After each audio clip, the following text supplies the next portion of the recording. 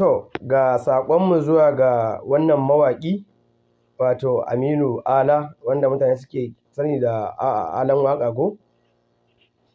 Ina so in tura wannan saƙo zuwa ga wannan bawan Allah, kuma ina da kyakkyawan fatan saƙon zai je.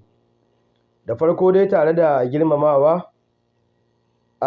ina so in ce da kai, wai gyara kayanka ne wanda baya zama sauke mu raba. Abu na farko, ka san wani cikin magabata yana cewa za ka sha mamaki a duk lokacin da wani mutum ya sa baki akan abin da ba fanninsa ba, mamaki zai bayar. Zai yi abin dariya, ya ba da mamaki, shi kuma ya ɗauka wani abin arziki yayi.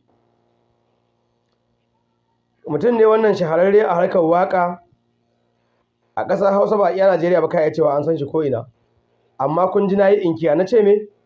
A harkar waƙa, wato ba a harkar malinta ta addinin musulunci ba, amma dai musulmi ne. Kuma ba a cewa jahili ne, saboda duk iliminka za ka iya zama mawaƙi. Amma dai abin nufi, shahararsa a wancan fannin da na ambata na waƙa ne, ba wannan fannin na karatu ba.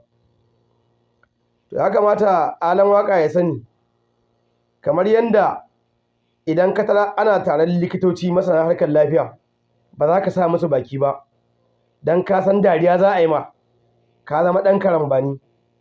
To a harkar addini ma, idan ba ita ka karanta ba, a harkar ilimi, ita ma in ka sa baki abin da zai faru kenan. Kamar yadda ka san idan lauyoyi suna tattaunawa akan wasu dokoki, duk shahararka a waƙa da yanda aka san ka, ba za ka sa baki ba don ba fanninka ba ne, ɗan kallo ne kai, ba kowa ba ne a gurin. To harkar addini ita ta fi hatsari a ce ka sa baki kuma kai ba fanninka ba ne ba. Abin nufi, kowane mai fanni a ban ma fanninsa. Wanda yanzu malamin da nake girmamawa a matsayin malami, da zai shigo gonarka sai ya faɗi ta waƙa, to kai ka tsaya iya nan. Ina ganin sai ka fi mutunci ma da kai da iyalanka da duk wanda yake makusancinka, ma'ana sai mutuncinka ya fi tsira, musamman ma kai a cikin mawaƙan kana cikin mutanen da wato mutuncinsu bai zube ba, wato duk dai yanda waƙar ba ta zama abin kirki ba irin wacce ake yi, amma dai kana cikin wanda al'umma suke wa kyakkyawan zato a harkar waƙa din. To amma bisa ga dukkan alamu, sai na ka ɗauko wani layi da za a ce wato farkon yayi kyau kuma ƙarshen yana neman ya yi gardama.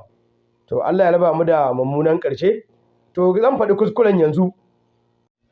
Abu na farko akan issue ɗin Abdul Jabbar, bai kamata a ce ka sa baki ba, kasancewarka mutum sananne kuma shahararre wanda saƙonka yana iya zuwa ko'ina. Idan kuma ya zama dole ka sa baki, to ya kamata ka yi sa baki da riga ta gama garin mutane, wato irin sa bakin da gama gari suke yi, waɗanda dama sun yarda su ba komai ba ne ba. To amma kai a matsayinka na mutum mai daraja, mai ƙima a cikin al'ummarka, don a kowace irin sana'a kake, abu ne da ka sani cewa kana da ƙima a gurin waɗansu dubunnai ko miliyoyin mutane. To kaga ya kamata a ce ka yi maintaining ɗin wannan ƙimar. Me yasa ya zama kuskure? Saboda wannan fannin na Abdul Jabbar, ai ba layinka ba ne. Kai yanzu ko da a ce Abdul Jabbar akan gaskiya yake, in aka zauna da kai ba za ka iya fito da wannan gaskiya fili ba. To balle kuma ba akan gaskiya yake ba. Amma ko akan gaskiya yake, ka san idan na fi ka ilimi, ni ne akan ƙarya, amma in muka yi muƙabala sai in ka da kai.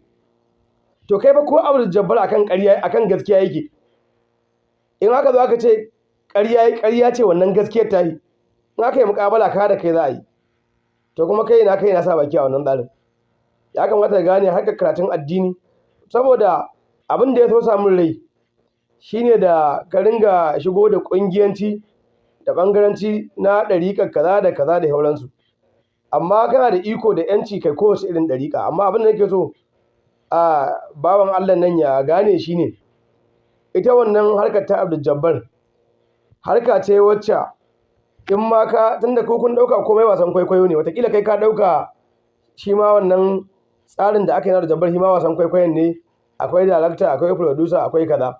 Amma idan ba haka ba, ai da ɗariƙar da ka ambata ta Tijjaniya da Ƙadiriyya da Izala har da 'yan ba ruwanka ma su suka haɗu suka ƙalubalanci wannan abin kuma an yi tattaunawa ta ilimi kafin a je kotu. To amma ka ɗauka ma wannan ni ina cewa duk wani wanda yake ɗalibin Abdul Jabbar a TikTok ko Facebook ko kowace irin social media ɗalibin tun da Abdul Jabbar ta yi ta ƙare muna fatan haka.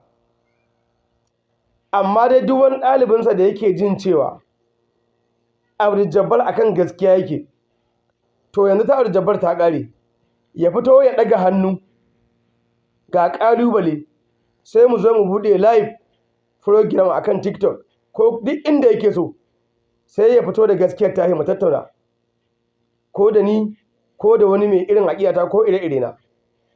Saboda haka wannan ba aka yi ta yara gefe ba kuma an yi magana ku ce kuna san annabi kuma a matsayin annabi ka zo kana kare